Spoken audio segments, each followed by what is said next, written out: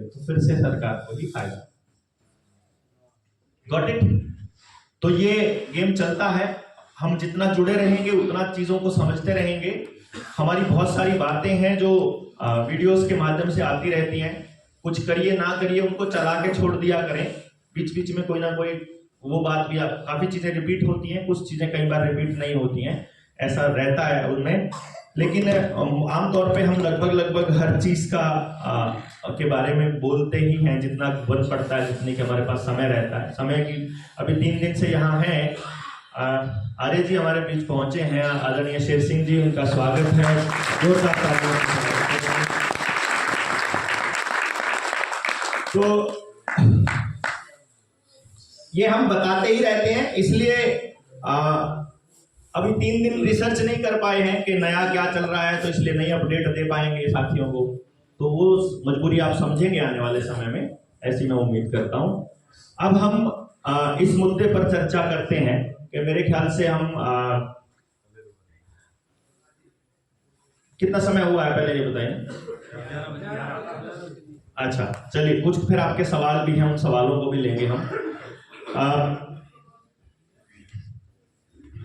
हम आपको सिर्फ एक चीज बताएंगे कि जो अंतरराष्ट्रीय सत्ता है ये खेल खेलती है इस चीज का कि आपको कंट्रोल कैसे किया जाए, और उसको कंट्रोल करने के लिए मैंने आपको पहले भी बताया था कि वो पैसे का इस्तेमाल करते हैं। आपके पुलिस वाला जो साथी था जिसने आपको लॉकडाउन में लठ मारे, जब आपने उसको सच्चाई बताई और वो आपकी बात से सहमत हो गया, तो उस पुलिस वाले भाई ने आपको एक बात कही, बात के खत्म होने के बाद, कि भाई जो तू कह रहा है वो बिल्कुल ठीक है, ये सारी पार्टियां एक जैसी हैं, ये सारे लोग एक जैसे हैं, हम क्या करें, हम तो नौकरी करते हैं। हर व्यक्ति को उन्होंने यही कहा, हम क्या करें, हम तो नौकरी करते हैं। आपके ऊपर जो पाबंदियां लगाई वो सारी पाबंदियां आखिर में आपके पेट के साथ जुड़ी हुई थी कि आपको राशन नहीं मिलेगा, आपको पेंशन नहीं मिलेगी, आपको बस में नहीं जाने देंगे, विदेश में नहीं जाने देंगे, दुकान नहीं खोलने देंगे, कोई दुकान की रजिस्ट्री नहीं होगी, घर की रजिस्ट्री, कोई काम नहीं कर पाएंगे। तो वो आपके पेट के साथ जोड़ा, यानी पैसे के साथ जोड़ा।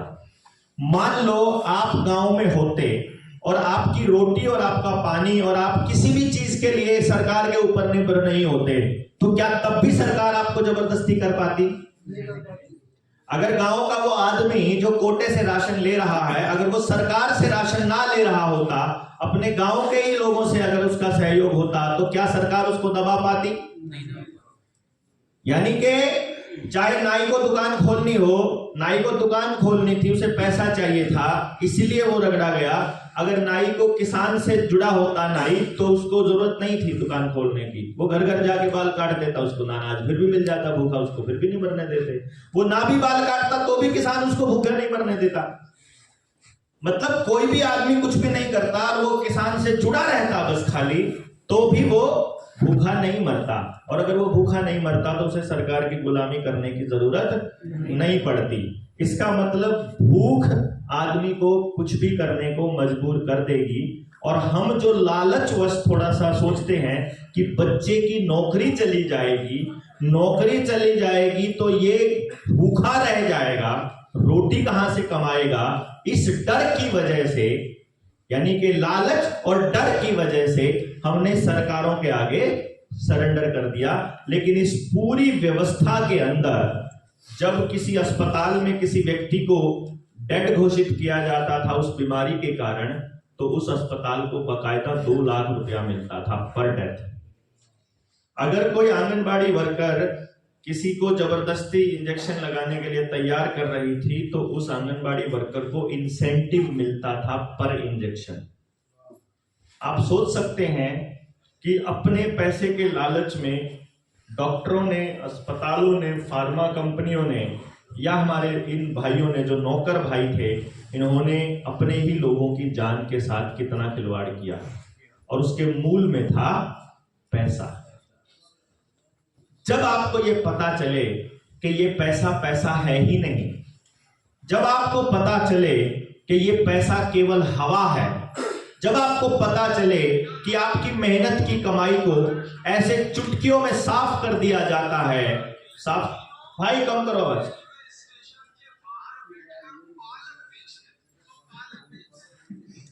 मतलब यहाँ भी बैठ के फेसबुक चला रहे यार।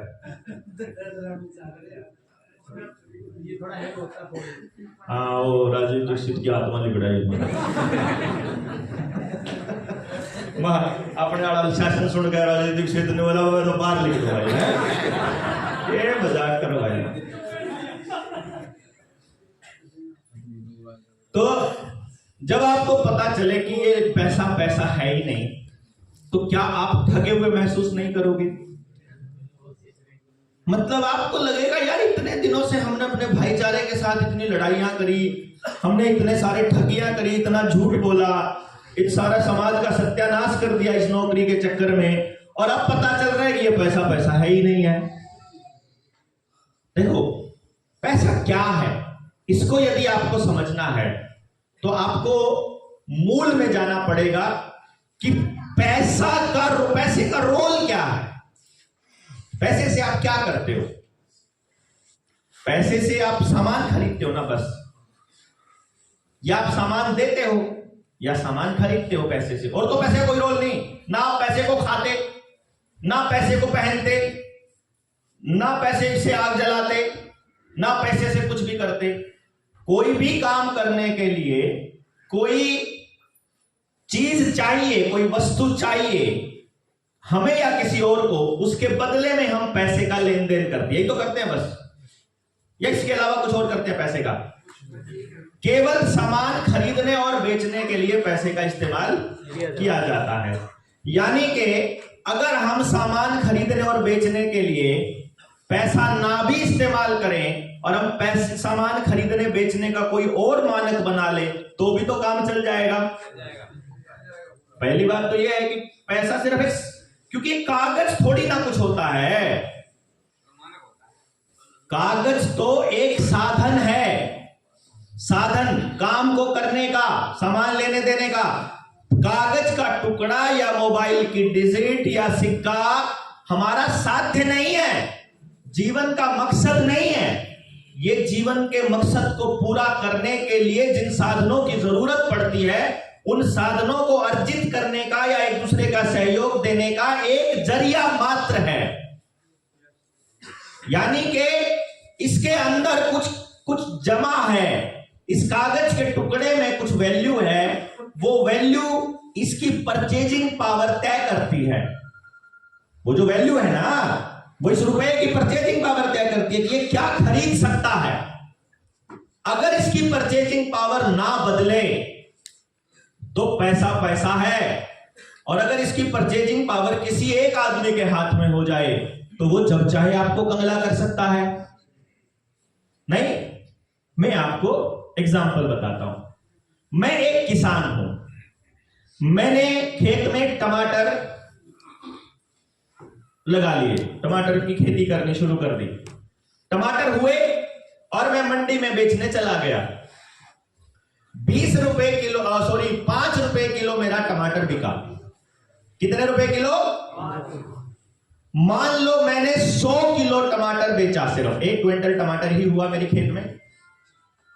सोचना जरा, कितना टमाटर हुआ?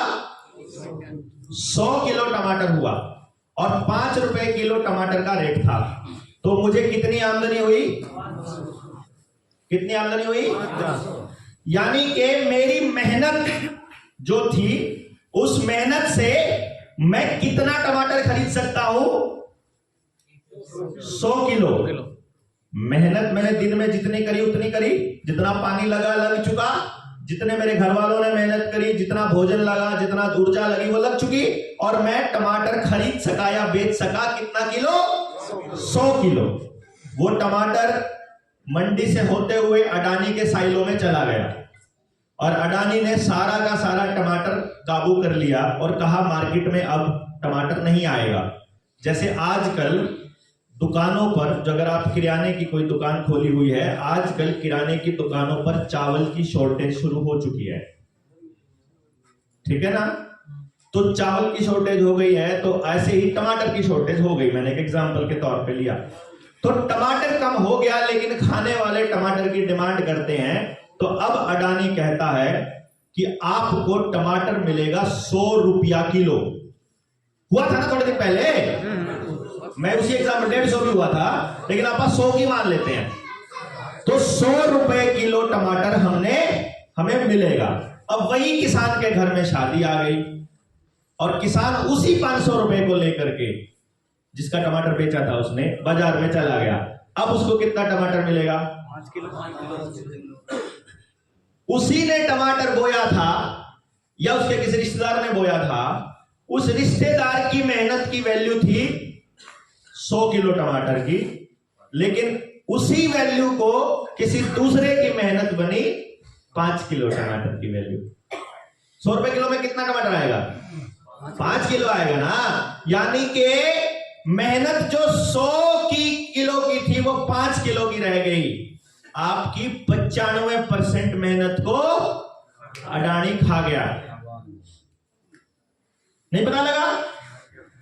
आपका मेहनत को जीरो होगी ना, यानी आपके पैसे की परचेजिंग पावर अगर कम हो गई तो आपकी मेहनत को वो खा गया। तो इधर से किसान और मतलब मजबूर और गरीब होता जाएगा और उधर से अडानी और मजबूत और अमीर होता जाएगा।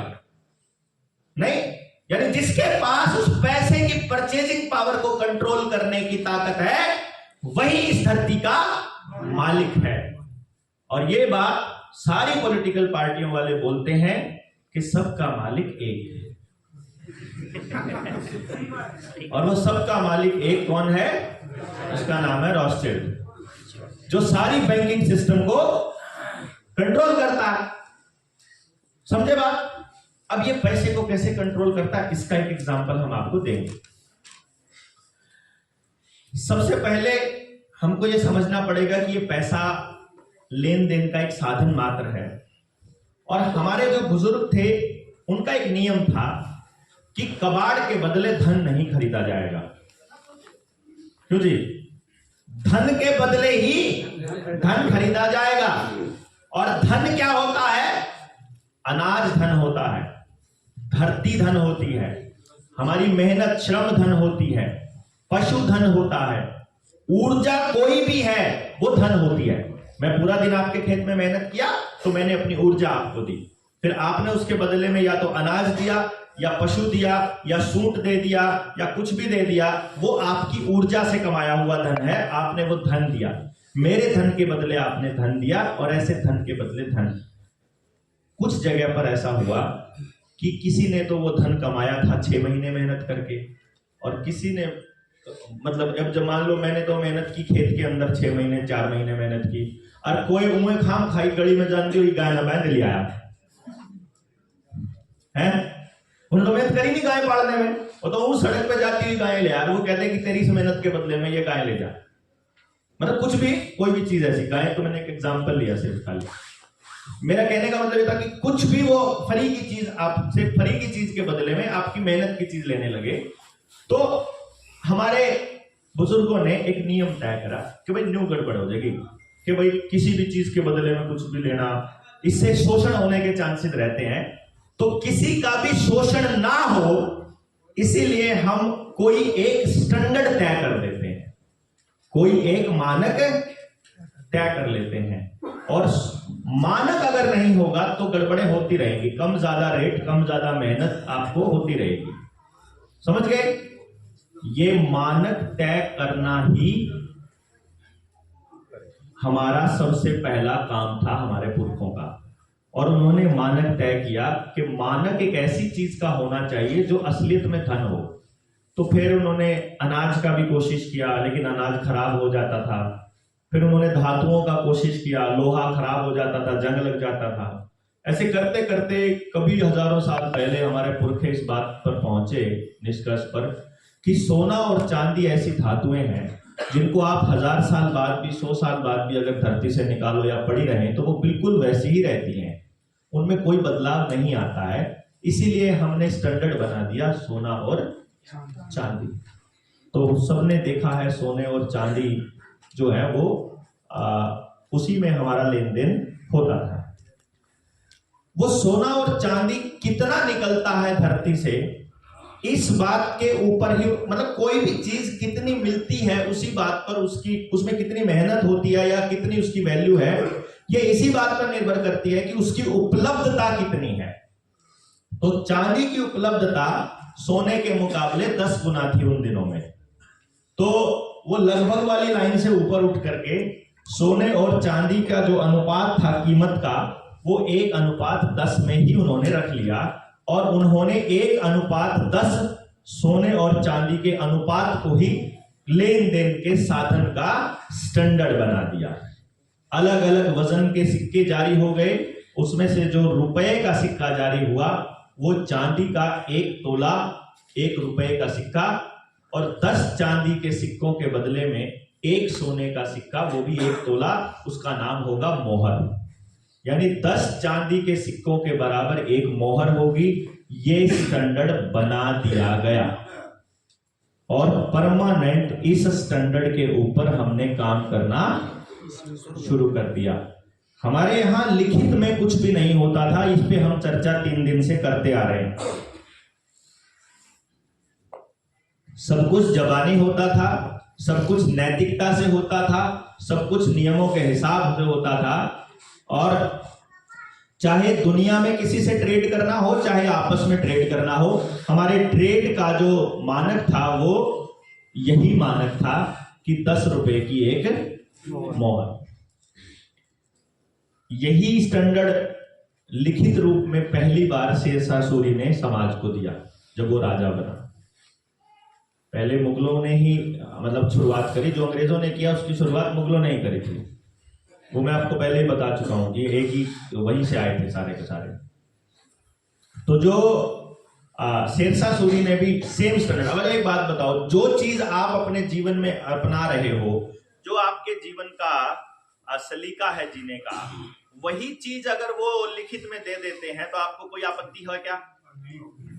भाई जो चीज उनकी है उसी चीज को, मतलब जो आपकी चीज है उसी चीज को वो लोग देते हैं। लाइट गई शायद,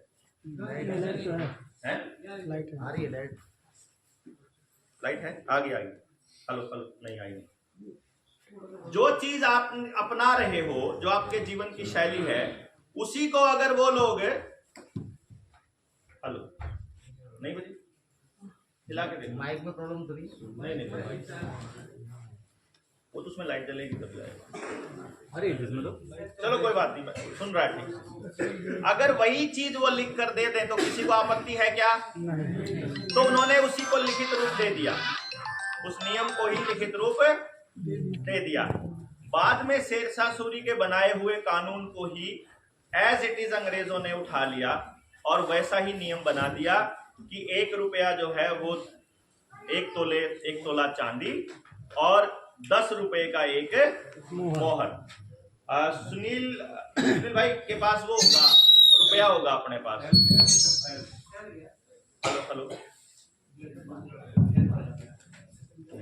हेलो हाँ, सुनील को बोलना उसके पास वो होंगे। तो ये रुपया हमारा चलन, ठीक है बिल्कुल आवाज।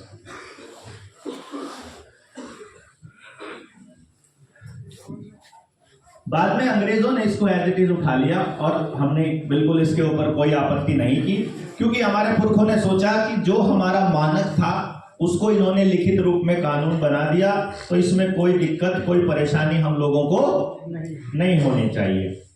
बाद में अंग्रेजों ने एक कानून बनाया और उस कानून को समझना बड़ा जरूरी है आपके लिए, क्योंकि यदि आप उस कानून को नहीं समझ पाए तो आप इस लड़ाई को नहीं लड़ पाएंगे।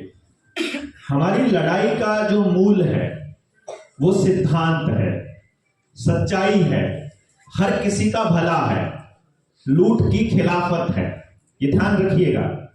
हमारी जो लड़ाई है, ये जो भी यात्रा हम शुरू कर रहे हैं, इस यात्रा के मूल में सच है और सच सबका भला करता है, किसी का भी नुकसान नहीं करता है।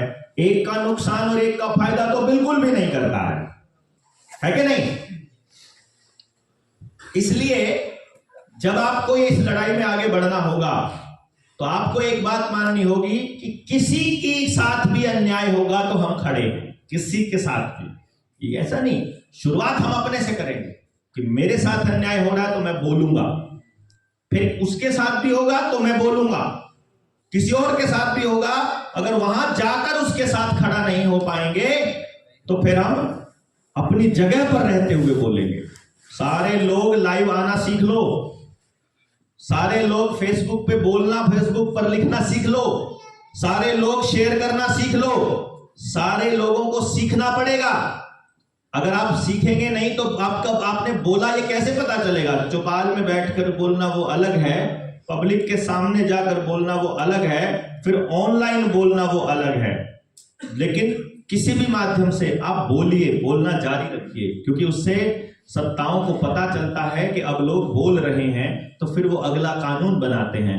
बस यहां थोड़ा सा एक मजा आएगा जब सरकारें हमसे डरकर कानून बनाएंगी दूसरे, और फिर हम उनके बारे में बोल देंगे, फिर कहेंगे नहीं इसको फिर अमेंडमेंट करते हैं, और फिर हम इस लड़ाई को इतना जारी रखेंगे कि जब तक व्यवस्था बिल्कुल ठीक नहीं हो जाती।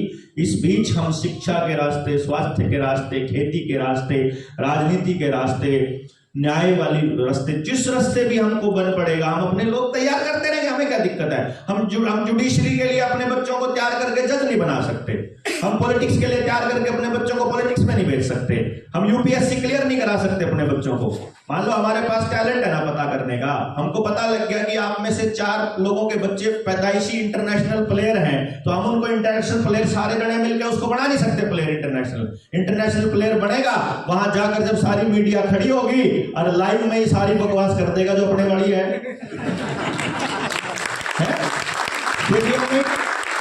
ये लोग बड़ा गेम खेलते हैं भाई साहब। ये लोग आपके फेमस हुए बच्चों को आपके खिलाफ इस्तेमाल करते हैं।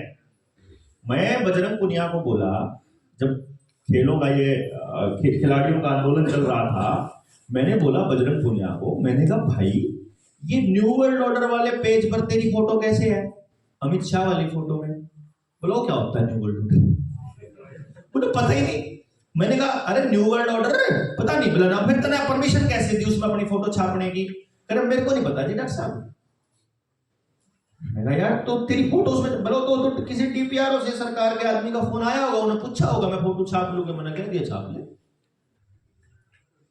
ओहो, उसको पता ही नहीं, लेकिन वो आपके बच्चों का इस्तेमाल कर रहा है ना, वो फेमस हो गया। हमको लगा कि जब धोनी कह रहा है न्यू वर्ल्ड ऑर्डर अच्छा है?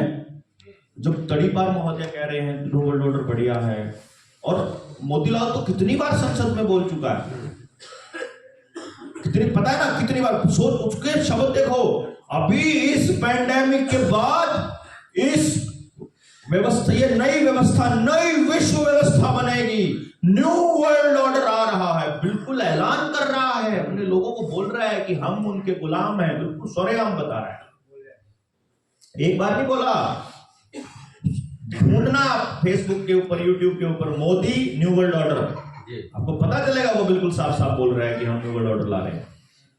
अब ये जब ये मैं इसलिए बता रहा था क्योंकि जो फेमस चेहरा होता है, उस फेमस चेहरे की खासियत क्या होती है कि लोग उसको भावना से जुड़ के उसका साथ देते हैं। अगर वो मतलब शाहरुख खान कहता है कि फेयर एंड लवली लगाने से गोरे होते हैं, तो लोग मान लेते हैं। मतलब भले ही वो बेचारा आज तक गोरा नहीं हो पाया खुद, मतलब लेकिन वो लोग मान लेते हैं कि यू कह रहा है तो नहीं होगा। वो जैसे होता ना कि मान लो पंडित जी के पास चले जाएंगे मंदिर में, और पंडित जी कह दे सच्चे मन से जो भी मांगोगे मिलेगा। अब अपन ने जो मांगा वो नहीं मिला, तो हम घर में बैठ के अपने आप ही सोचते हैं तो शायद मैंने सच्चे मन से नहीं मांगा होगा, क्योंकि गारंटी ये थी कि सच्चे मन से मांगना पड़ेगा। तो वैसे ही वो जो मीडिया में वो छापते हैं, अभी उन्हीं का चेहरे का इस्तेमाल करके वो लोग कैसे करते हैं। अब देखो, आपका जो नेता है वो आपकी जमीनें बेचने पे लगा है उद्योगपतियों को। जो आपका अभिनेता है वो आपको क्या कह रहा है कि जब तक दवाई नहीं तब तक ढिलाई नहीं, है ना? मतलब हम लोग जब वे बोलते थे कि ये देखे क्या बोल रहा है, जब तक दवाई नहीं तब तक ढिलाई नहीं। मैंने कहा इसको तो जब तक इसकी सुताई नहीं होगी इसको समझ में नहीं आएगा ना। मैंने कहा अगर अमिताभ बच्चन आ जाए, सबसे पहले उसके मुंह पे थप्पड़ मारना बनता है कि तुमने पूरी दुनिया को अपनी आवाज से, जो तुम्हारी आवाज को अगर दुनिया जानती थी, तो तुमने इससे लोगों को बहलाया बरगलाया, तुमने लोगों को भ्रम में डाला।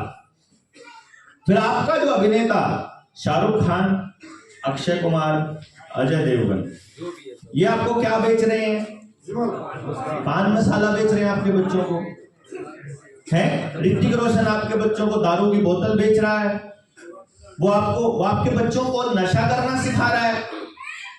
कल को अफीम का भी, कल को उसका मतलब दूसरे नशे जो हीरोइन का और चिट्टे का भी ये विज्ञापन करने लग जाएंगे ये तो। इसमें क्या दिक्कत है फिर उनको? इन लोगों ने आपके परिवारों को तोड़ने के लिए इतना बड़ा खेल खेला और हमको समझ में नहीं। खिलाड़ी क्या कह रहे हैं? धोनी जैसा आदमी, सचिन जैसा आदमी, जिनको इतना पैसा दिया, इतना नाम दिया, इतना सम्मान दिया इस देश की जनता ने, दुनिया की जनता ने, वो लोग कह रहे हैं आपके बच्चों को ड्रीम 11 सट्टा खेलो, टीम बनाओ। वो सट्टा खेलने वाली ऐप का प्रमोशन कर रहे हैं। सवाल ये है कि जिनको हमने अपनी सर आंखों पर बिठाया, जिनको हमने इज्जत दी, वो हरामखोर हमारी उन भावनाओं को, उन कंपनियों को बेचने में लग गए, उनका प्रचार करने में लग गए। इसलिए इस बात को ध्यान रखना है। अभी जेएसएम में कुछ बात हो रही थी। मैं आपको एक बात बता देता हूं।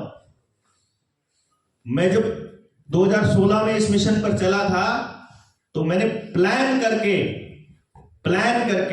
अपने भाग्य में दृढ़ता लिखी पहले कि जीवन में कभी घर नहीं बनाऊंगा, कभी आपको मेरे बैंक बैलेंस में कोई रुपया नजर नहीं आएगा, कभी मेरे घर में आपको रुपया नहीं मिलेगा। क्योंकि यही चीज है जो समाज को तोड़ती है। एक आदमी को अगर थोड़ा सा अगर फेम मिल जाता है, वो बेचने लग जाता है अपना सामान। आज मैं कोई दुकान खोल लूं ऑनलाइन तो खूब चलेगी ना, सारे कस्टमर हो ना मेरे, सारे खरीदोगे भाई। अगर बलारा बेच रहा है तो सस्ता बिकेगा, मतलब बढ़िया सामान बेचेगा, ये तो अच्छा आदमी है, सामान के चलोगे आप लोग। हमने क्या कहा? हम जेएसएम खोलेंगे, हम जेएसएम के अंदर हम बनाएंगे। जो लोग काम कर रहे हैं, ये जो ब्रांड बनेगा, अगर हमारे चेहरे पर अगर लोग यकीन करते हैं और अगर लोग इस बात पर ट्रस्ट करते हैं, तो इससे हम जो कंपनी बनेगी, उस कंपनी में वो सब लोग पार्टिसिपेंट होंगे जो समाज के लिए काम कर रहे हैं। और जितनी आमदनी होगी वो पूरे परिवार की होगी, वो किसी एक आदमी की होगी ही नहीं। हम तो उसमें पार्टनर भी नहीं होंगे, सिंपल सी बात है। लेकिन ये लोग क्या करते हैं? ये अपने उस फेम का फायदा उठा करके आपके बच्चों को बरगलाते हैं। इसीलिए मैं वो बात कह रहा था कि अगर आपके घर में कोई पैदाइशी प्लेयर पैदा हो गया तो इंटरनेशनल पटर पर इनका षड्यंत्र खोलेगा। अगर आपके घर में कोई बच्चा ऐसा पैदा हुआ है जो यूपीएससी का पेपर क्रैक करने वाला है, तो हम उनको वहां भेजेंगे ना आईपीएस। फिर आंदोलन करने वालों को डंडे थोड़े वो कहेंगे हल्के मारने हैं इनको, क्योंकि आदेश पालन करना तो पड़ेगा। अभी तो जब तक उनकी गुलामी करनी है, जब अपनी सरकार आ जाएगी फिर तो ये पुलिस को ही उड़ा देंगे, फिर तो पुलिस की जरूरत ही नहीं है। पुलिस का कोई काम ही नहीं है भाई। असली जो तंत्र, जब जनता का तंत्र है, वहां पुलिस को कंट्रोल करने का क्या मतलब है? वहां तो अंदर से कंट्रोल होंगे हम लोग। तो भाई यहां हमें 3 दिन से किसने कंट्रोल किया भैया? हम सब लोग स्व अनुशासित हैं, तो हमारे लिए पुलिस की जरूरत कहां है भाई? अगर हमें बात समझ में आ गई तो अरे डंडों की जरूरत तो यार मतलब उन पशुओं को होती है जिनमें बुद्धि नहीं है इतना सोचने की करना क्या है। डंडों से तो उनको हाँकना पड़ेगा ना, और हमको समझ में आता है। हाँ, समझ में नहीं आया वहां तक हमारा काम है, बस समझा दो, फिर उसके बाद अपने आप कर लेंगे, हमें क्या दिक्कत है। अभी ये जो हम समझा रहे हैं इतना लंबा 3 दिन में, ये समझा रहे हैं कि जो रुपये, जो मैंने आपको बताया था जिसमें बात चालू हुई थी कि वो जो आपके परिवार के बच्चे हैं उनके अंदर एक एक योद्धा पैदा हुआ पड़ा है। उन्हीं में बेईमान लोग भी पैदा होंगे, आपके घर में बेईमान बच्चे भी होंगे, आपके घर में होगा। लेकिन वो बेईमानी क्या है आपको समझ नहीं आएगी। बेईमानी क्या? वो मेरा एजुकेशन वाला जो ट्रेनिंग है, एजुकेशन की ट्रेनिंग किसी ने की है क्या? एजुकेशन वाले 13 पार्ट जो फोन पकड़ी, बच्चे को दिमाग समझने वाले किसने किए हैं? हाथ खड़े करो। फोन पकड़िए। हाँ, फोन पे ही मतलब है इतने लोग। आप में से एक भी आदमी है उसको करने के बाद जिसकी विचार और जिसके विचारधारा बिल्कुल भी नहीं बदली, पूरा बदलाव आया सोचने में बच्चों की तरफ, नजरा बदला ना? वो क्या हुआ? आपको अपने बच्चे के काम करने का तरीका पता चल गया कि ऐसे सोचता है। मैं आपको बताता हूं इसका तरीका, मैं आपको वो बता रहा हूं। मैं अपने किसी रिश्तेदार, मैं अपने मामा जी के साथ, मतलब मामा चाचा ताऊ में मामा थे वो, मैं उनके साथ कहीं दुकान पर गया हुआ था। उस दुकान पर जा गया मैं। वो दुकान थी चश्मे की दुकान। उस चश्मे की दुकान पर मैंने चश्मा देखना चाहा, मुझे एक चश्मा अच्छा लगा, मैंने देखना चाहा, मैंने हाथ लगा दिया। उस दुकानदार ने मेरे हाथ पे मारा, जोर का, है दूर कर। मेरे को मतलब अंदर जो है ना कि मैं देख ही तो रहा था, मैंने ऐसा क्या कर दिया। चलो देखूंगा तेरे को, मैं बताऊंगा तुझे। मेरा वो रहता है। हम जब बैठे वापस जाके, वो उस टाइम वो होते थे गणेश जी वाला 3 व्हीलर होता है ना लंबे वाला, उसमें बैठ गए ऊपर छत पे जाके बोले तो मेरा मामा बोला मच्छर लग रहे हैं देवेंद्र। मैंने अपने उसके कुर्ते की पॉकेट में से निकाले 3 चश्मे पकड़ाए, भल्ला है ये कब लाया तुम?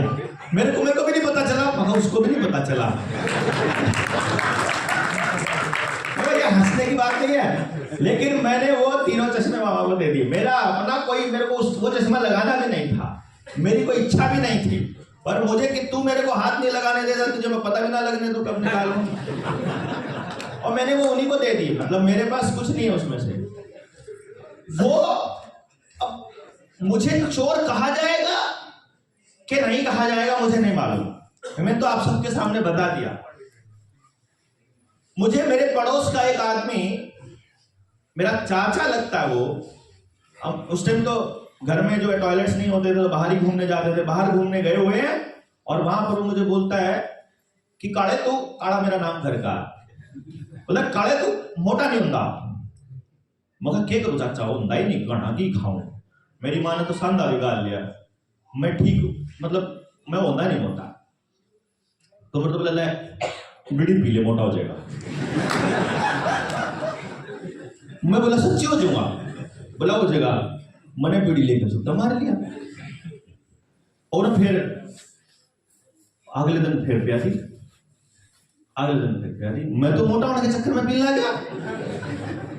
मेरा बीड़ी पीने से कोई लिंक नहीं, मैंने मोटा होना भाई, और मेरे तब बटा और वो मोटा और वो कहने लग रहा, तो मैंने ठीक लग रहा, तो मैंने पी लिया।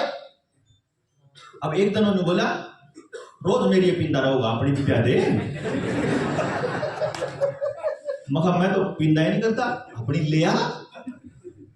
मखा मैं तो कौन पींदा, तेरा काका पीन लग रहा। हमारे घर में जो जो पिया करता, मैंने सबके बंडल कड़कड़े लुक रहे, मैंने सबका पता था। मैं सबके बंडल में 2-2 बीड़ी काट के ले जा है। और अगले दिन मैंने सब तक प्या दी, मतलब पीला है तू पी ले, तो भी पी ठाटते। मैं पिया हुआ एक दिन मेरे चाचा ने देख लिया, मतलब स्मेल आ गई उसने, मैं उसके पास तक गया, बोला बीड़ी पी थी? मैं कहा ना।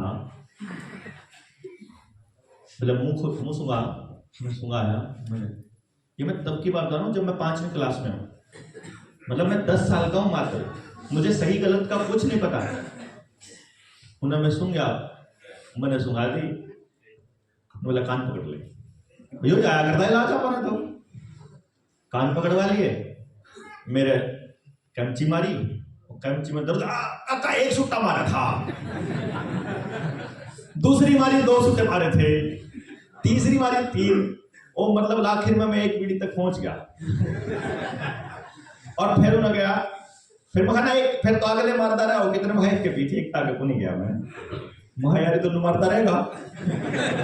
जब मेरे समझ में आया कि तो चालू हो गया, ये तो 10 को आगे समझेगा।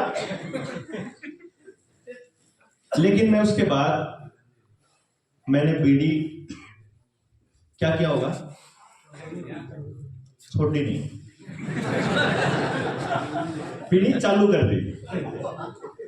मैं बीड़ी पींदा, वो मैंने सूंघदा, वो मैंने पीटता, मैं फिर उसे की बीड़ी चोरी करता, और छात पर जाकर पिंदा, और फिर कहता इब्रो को दिखा। मतलब मैं सिर्फ एक टाइम ऐसा आया जब वो छिक लिया, मेरे पे जोर ला गया, कान पकड़वा गया। एक दिन उसका मारने जी कर, अपना पता नहीं क्यों मारा नहीं, और मेरा नु लात मार चमक पाजा सारा दिमाग चल गुस्से कर, इस करा, नाश करा, मैं मारा। तो ठीक है भाई, मैं फिर पी पाया, ठीक है, फिर उसके तोरे को फिर गया उन्हें, फिर मैं सुन गया उन्हें, फिर न्यू मेरे का नहीं कर ना, मतलब आंख दिखाई, मैं फिर पी आया उन्हें, फिर मेरे तरफ रिएक्शन शो करना बंद कर दिया, मैंने पीनी बंद कर दी।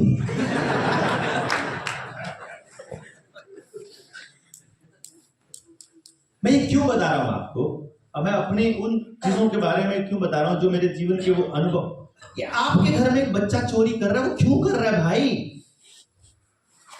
क्यों पे तो गए नहीं ना आप। हम तो सिर्फ ये देखा कि ये गलत काम कर रहा है, उस गलत काम की जड़ में तो जाने की कोशिश करो। उसने जो भी गलत काम लिए हैं इसी समाज से लिए हैं। गाली देने के लिए मुंह से जितने शब्द निकले हैं वो सारे शब्द हमने बनाए हैं, वो शब्द भी हमने ही बना के दिया उसको, पहले उससे पहले जो समाज स्थापित है। यानी अगर आपको अपनी संतानों को ठीक करना है तो पहले हमको, पहले वो समाज ने जो उसको देना है वो ठीक करना पड़ेगा ना। बच्चा तो शाही चूस की तरह होता है, वो तो उसकी तरह होता है, स्पंज की तरह होता है ना, सीट के में से निकाला कर दे अपन ना, थर्मोकोल नहीं, फोम सी जो होती है। अब वो आप कह दोगे उस बच्चे को कि बेटा लाल रंग जो है वो खतरे की निशानी होता है, मैं तुझे लाल रंग के कटोरे में डुबाऊंगा, तूने वो चूसना नहीं है। ऐसा कैसे हो सकता है? उसको तो जैसा रंग का एक्सपोजर मिलेगा वो तो वैसा ही हो जाएगा। अलग अलग रंगों का मिलेगा तो उसका नया रंग बन जाएगा। सिंपल सी बात यह है कि यदि हम अगली संतानों को बचाना चाहते हैं तो उससे पहले वाली पीढ़ी को इस बात की समझ होनी चाहिए कि जो औलाद बिल्कुल पैदा हुई है या पैदा होने से पहले,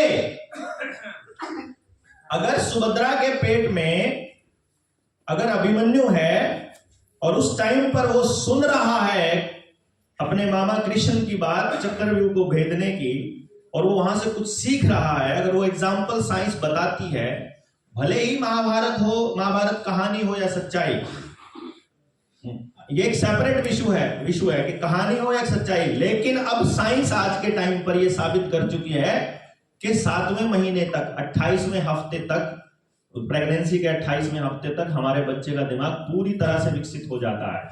जैसे उसके प्रेगनेंसी के 7 महीने होते हैं, 28 महीने होते हैं, यानी 28वें महीने तक बच्चा अपने माँ बाप की बातों पर रिएक्ट करना पेट में ही शुरू कर देता है। माएं बता देंगी, लात मारता है वो अंदर किसी खास मौके पर, कि ऐसी बात सुनता है तो अंदर से किक करता है। वो मोमेंट है कि उस टाइम पर कि बच्चा सुन रहा है, इसका मतलब समझ में भी आ रहा है, इसका मतलब भाषा नहीं पता उसको, वो हमारे तरंगों को समझ रहा है, वो हमारी भावनाओं को समझ रहा है या हमारे शब्दों को समझ रहा है, बिल्कुल सेपरेट इशू है, लेकिन वो समझ रहा है। फिर वो बड़ा होता है, फिर बड़ा होते टाइम उसे जो भी मिला वो हमने दिया।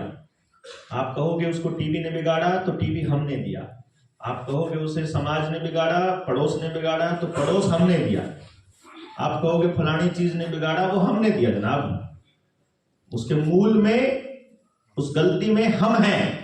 तो अगर हम अपने बच्चे को सुधारना चाहते हैं तो पहले हमको सुधारना पड़ेगा, इसके अलावा और कोई रास्ता है ही नहीं, सिंपल। और उसको समझाने के लिए, सुधारने के लिए हमको पहले यह समझना पड़ेगा कि ये काम ये बंदा क्यों कर रहा है, क्यों। अगर क्यों समझ आ गया तो सब समझ आ जाएगा। हम लोग कोई पैसे के लिए थोड़ी ना कर रहे हैं। जो लोग काम कर रहे हैं, जो पुलिस वाले की मैंने एग्जांपल दिया, जो मैंने आंगनबाड़ी वर्कर का एग्जांपल दिया, जो मैंने डॉक्टर का एग्जांपल दिया, कि पैसे के लिए इन्होंने आपको वो कर दिया, इन्होंने पैसे के लिए किया, लेकिन पैसा मूल में नहीं था, मूल में थी वो भावना जिसके वशभूत होकर उसने किया, और वो भावना थी समाज में एक्सेप्टेंस की भावना, समाज से इज्जत मिलने की भावना, कि ये पद होगा, ये पैसा होगा, ये गाड़ी होगी, ये रेपुटेशन होगी तो ज्यादा इज्जत मिलेगी। वो इज्जत चाहिए उसे, हर आदमी को इज्जत मिल गई, उसको अच्छे काम करने से मिलेगी, अच्छे काम करने के लिए प्रेरित होगा, पैसे से मिलेगी, पैसे के लिए प्रेरित होगा, वो नशा बेचने से इज्जत मिलेगी तो नशा बेचने से प्रेरित होगा। तो नेताजी अगर अपना मुख्यमंत्री किसी उसमें बिग बॉस के किसी कार्यक्रम के अंदर वाहियात, फूहड़पन, गालियां देने वाले सटोरी गंदे आदमी को अगर हाथ पकड़ करके जनता के सामने आदर्श स्थापित करेंगे तो हमारा युवा जो है वो गंदा ही बनने के लिए प्रेरित होगा ना। सीधी सी बात है। इसमें मतलब हमारे युवाओं को पता है मुख्यमंत्री जिसको सम्मानित कर रहा है, मुख्यमंत्री कौन है? इस प्रदेश का रिप्रेजेंटेटिव।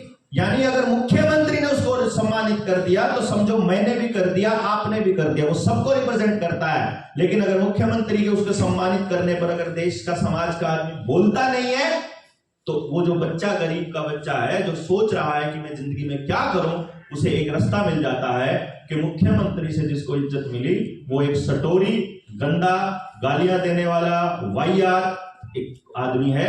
तो कल से मुझे भी अपने वीडियोस, अपनी रील, अपने इंस्टाग्राम पे यही चालू कर देना है, क्योंकि इसी से मुझे प्रचारित होना है। तो हमको हर गलत सही चीज के लिए बोलना पड़ेगा। मेरा नेता अच्छा कर रहा है, खुलकर सपोर्ट कीजिए, लेकिन जैसे ही एक काम गलत करे चुप मत होइए। यहां जनता सरकार मोर्चा में मान लीजिए आपने मुझे इस मंच पर बिठा दिया है और मैं आपको कहूं कि मैं जब तक ठीक करूं तब तक आप खुलकर सपोर्ट कीजिए। विरोध करने का टाइम आए, गलत करता हूं तो साथ में विरोध कीजिए, और आपको जस्टिफाई करना मेरा फर्ज है। जो ट्रेनिंग में आ चुका व्यक्ति है, उस व्यक्ति को अगर कोई गलतफहमी है वो पहले मुझसे पूछेगा कि बलाना भाई आपने ये बात कही या आपने ये गलती करी, क्यों किया, क्या ये सच में आप ऐसे हो? अगर मैं आपको जस्टिफाई नहीं कर पाया तो खुलकर विरोध करना है कि आदमी गलत है, इस आदमी ने गलत किया। अदरवाइज मौका नहीं छोड़ना है किसी की भी गलती ढूंढने का। आपस में भी अगर आप में से कोई गलत आदमी है आपके बीच में बैठा तो बताना है सबको। दुनिया को बताने के अलावा और कोई रास्ता नहीं है गलत आदमी से बचने का। उसकी बात छुपाना, अपनी ही औलाद की गलतियां छुपानी शुरू कर दी जब पावर में बैठे, पंचायतों में बैठे आदमियों ने, वहां से समाज का सत्यानाश होना शुरू हुआ। जब वो मोहवश हो गए, धृतराष्ट्र बन गए, जब वो, तब सत्यानाश हुआ। अभी डॉक्टर भूप सिंह ने मुझसे एक बार पूछा, मैंने अपनी एजुकेशन वाली वीडियोस के अंदर मैंने एक छोटी सी क्लिप उनको पहुंचाई किसी ने। उन्होंने बोला कि आपने ऐसा बोला कि हमें तो डर है कि कल को ये सरकार वेद ना इंप्लीमेंट कर दे। मैंने ये बोला हुआ है, जो वेदों में बोलने वाले लोगों को मैंने कहा, तो कहने कहा कि मुझे डर है कि ये सरकार उनको इंप्लीमेंट, तुम मुझे बस बहुत से आर्य समाजियों का और बाकी लोगों का मैसेज आया कि आपने ऐसा बोला क्या। मैंने कहा मेरी पूरा की पूरी लाइन सुनिए, उस पूरी के भाव सुनिए और आपको पता चलेगा। उसका मकसद ये था, मैं ये बता रहा था कि जब इन्होंने गाय को अपना मुद्दा बनाया तो गाय को बचाने वाले लोगों को पैसा दे करके गुंडों को गौ रक्षक बना करके स्थापित किया, ताकि समाज में गाय के बचाने वाले लोगों की जो इमेज बने वो गुंडे की बने। कि सरकार को मालूम है कि अगर गाय बच गई, सरकार को भी पता है, सरकार के मालिकों को भी पता है कि अगर गाय बच गई तो गांव बच जाएगा। तो गाय बचनी नहीं चाहिए, सुनिश्चित करने के लिए उन्होंने अपने गुंडों को गौ रक्षक बना करके भेजा, अपने गुंडों को, जैसे मैंने आतंकी लोगों को बिठाया देता है। तो जिस भी धर्म, उन्होंने भारत माता की जय बोला, देखो संसद की चौखट पर उसने सिर रखा संसद में घुसने से पहले, तो संसद गिराने का फरमान जारी कर दिया। नई संसद बनी वास्तु के हिसाब से बनी हुई है। इल्यूमिनाती का साइन देखो जाकर के, अंदर लूसीफर की मूर्ति स्थापित की है उसने। आप देखिए जाकर के, वास्तु के हिसाब से ऐसा संसद है ये कि देश का पैसा बाहर जाएगा ही जाएगा। अगर आप वास्तु पर यकीन करते हो तो वो लोग करते हैं, इल्यूमिनाती करते हैं, पूरा सिंबॉलिक सिस्टम है। शैतान के लिए पूजा घर बनाया है इसने, संसद नहीं है ये। अपनी सत्ता, दंड स्थापित किया ना, जो दंड, वो क्या कहते हैं उसको, सिंबल जो स्थापित किया, वो उनकी सत्ता की निशानी है कि परमानेंट रहेगी इस देश के ऊपर। देश की गुलामी की निशानी है ये संसद, और हम बड़े राजी हो रहे हैं। जिस दिन संसद का उद्घाटन होना था, इस संसद के बारे में देश को, जनता को पता ना चल जाए, उसी दिन इन्होंने अपने नेताओं से कह करके, जो इनके खास नेता थे, पहलवानों के धरने के लिए संसद के बाहर घेराव की कॉल दी थी, जिससे कि सोशल मीडिया पर और मीडिया पर संसद की केवल वो खबर बाहर जाए जो इनका पीआरओ देता है, बाकी खबरें सिर्फ पहलवानों के धरने की जाए। समझे? असलियत आपके पास ना पहुंचे, इसलिए मीडिया का मिस इन्फॉर्मेशन इस्तेमाल किया जाता है। अब ये बात आपको बताएगा कौन, ये आपको समझाएगा कौन? क्योंकि हम तो जब आपको ये कहेंगे कि भैया जी आपको घर के अंदर वो उकड़ू बैठने वाली वो जो कुर्सी वाली जो टॉयलेट की शीट देना, ये भी षड्यंत्र है। अगर आधा बैठकर लैट्रिन करोगे, अगर टॉयलेट करोगे, तो आपका पेट कभी पूरा साफ हो ही नहीं सकता है। आपको बीमार रखने के लिए ही है ये, लेकिन नहीं समझ में आएगा है। ये टॉयलेट में जो आपको पैसे, जो टॉयलेट में आप पानी बर्बाद करते हो, जो टूंटी लगी है, ये आपके गांव में बनी है क्या या कंपनी से बन के आई है? ये टाइलें कंपनी की है या आपके गांव से बन के आई है? गांव की मिट्टी इस्तेमाल हो रही है। आप इसके अंदर जो बिजली का कनेक्शन है, जो बिजली की तारें लगी हैं, जो मीटर लगा है, जो मोटर लगी है, जो पानी वेस्ट कर रहे हो, ये आप गांव को बचा रहे हो, समाज को, या बर्बाद कर रहे हो? ये मालूम है भैया इनको, ये सब मालूम है। ये अपने शौचालय का कैलकुलेशन करो, दुनिया में भारत में कितने शौचालय बने हैं, उन शौचालय में कितने करोड़ रुपए खर्च हुए हैं, उन शौचालय से कितना यूरिनल इन्फेक्शन होना है। चिकनी जगह पर टॉयलेट हो गई और अगर आपने स्टैंडिंग टॉयलेट यूज कर लिया है तो आपको यूरिनल इन्फेक्शन होना ही होना है। अगर आपको स्वस्थ रहना है तो आपको लैट्रिन मिट्टी में या जंगल में करने की आदत डालनी पड़ेगी, सुबह 4 बजे से पहले, 5 बजे से पहले। आपके पास कोई रास्ता नहीं है, अदरवाइज आप बीमार रहो 24 घंटे। शहर में एक घर नहीं है, एक भी घर जिसमें बीमारी ना घुसी पड़ी हो। गांव में तो फिर भी बचा हुआ रह जाएगा, एक घर नहीं है। क्योंकि शहर का जो लाइफस्टाइल है वो क्या कहता है कि बेड से उतरते ही लैट्रिन है, हर रूम में अटैच बाथरूम लैट्रिन है। तो वहां आपको बाहर के कुछ नजर नहीं आता है। वहां एसी में आप सोओगे तो आपका टेम्परेचर 4 बजे के बाद आपकी बॉडी ठंडी नहीं होनी चाहिए। लेकिन जो आदमी एसी में सो रहा है वो आदमी सुबह 9 बजे तक ठंडी बॉडी रहता है, तो बीमार होगा ही होगा, रोक ही नहीं सकता उसको कोई भी आदमी। जो सूरज उगने के बाद उठ रहा है बीमार होगा ही होगा, रोक ही नहीं सकता। तो पूरा लाइफस्टाइल, पूरा कल्चर, पूरा सिस्टम ये बनाया गया है, अपने आप नहीं बना है। आप कोका कोला पीने को अपनी अमीरी का सबूत मानो, ये कल्चर बनाया गया है क्योंकि डर के आगे जीत है, वैसा बताते हैं। और डर के आगे जीत केवल वो टॉयलेट क्लीनर पीकर ही मिलेगी, वो भी बताते हैं साथ में। वो बताते हैं कि रेड एंड व्हाइट पीने वालों की बात ही कुछ और है। वो बताते हैं कि ये वाले जो मिल बैठेंगे 3 यार, जब फलाना फलाना सोडा बैठा होगा, वो आपको बता रहे हैं कि आप अपने परिवारों को बर्बाद करने के लिए इन चीजों का इस्तेमाल कीजिए। मतलब जो खाने के, अभी जूही चावला बताती है घने घुंघराले सिल्की बालों के लिए डाबर आंवला का इस्तेमाल कीजिए। उसका पति गंजा पड़ा है, अपने पति के बाल नहीं उगा पाई, दुनिया के बाल सेट करने चलिए। बता, हल्दी और चंदन वाली क्रीम लगाने को बोलते हैं। अरे हल्दी और चंदन तो हम लगाते ही थे यार। दूध वाली क्रीम लगा, तो दूध तो हमारे घर में अपना होता ही था यार।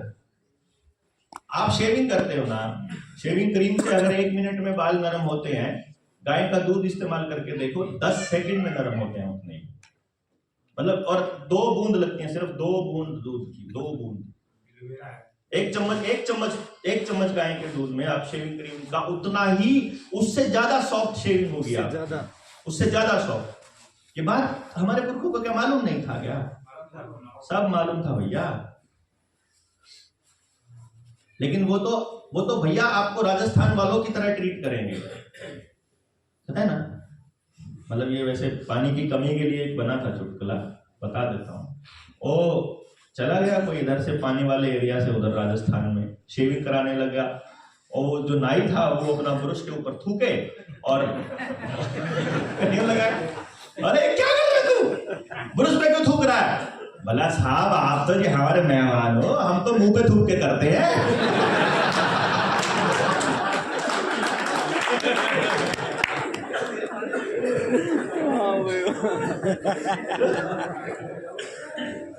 है? तो वो राजस्थान वालों बुरा ना मानियो, तो क्या हमारे प्रदेश ने बदनाम कर रहा। पानी की कीमत बताई हमने। हाँ, पानी की कीमत दुनिया को बताई। करना भी बताया। तो वो आपको, मैं ये बता रहा हूं कि वो आपको सीधा मुंह पर नहीं थूक रहे हैं, वो आपकी ब्रश पर थूक कर आपको लगा रहे हैं। असल में वो आपको एहसास दिलाते हैं कि आप ये वाला काम करोगे तो आप अमीर दिखाई दोगे। अभी हमारे वैद्य जी नहीं आए, आज उनकी ओपीडी है। अगली ट्रेनिंग जो 7 दिन की होगी उसमें हम आपको वैद्य जी से मिलवाएंगे। वो आपको बताएंगे कि धोती पहनने का क्या कल्चर है, अलग अलग क्षेत्र में अलग अलग वेशभूषा का क्या कल्चर है, पगड़ी का क्या फायदा है। यानी कि अगर हमारा कपड़ा पहनने का जो स्टाइल है वो भी हमको परेशान, दुखी या हेल्दी रख सकता है। और वो हमारे वालों को पता था, सब कुछ मालूम था यार उनको। वो इतने साइंटिफिक लोग थे। और हमको सिर्फ जानना भर है, आपके गांव में अपने हाथ से कपड़ा बनाया जा सकता है। बनाते ही थे पहले, लेकिन अब हम वापस, अगर आप हमारे जैसे कुछ जगह पर ऐसे हैं जहां पे कुछ बच्चे जो थे उनको चोरी की आदत पड़ गई। 14-14 साल के बच्चे 13-13 साल के गलत काम करने लग गए।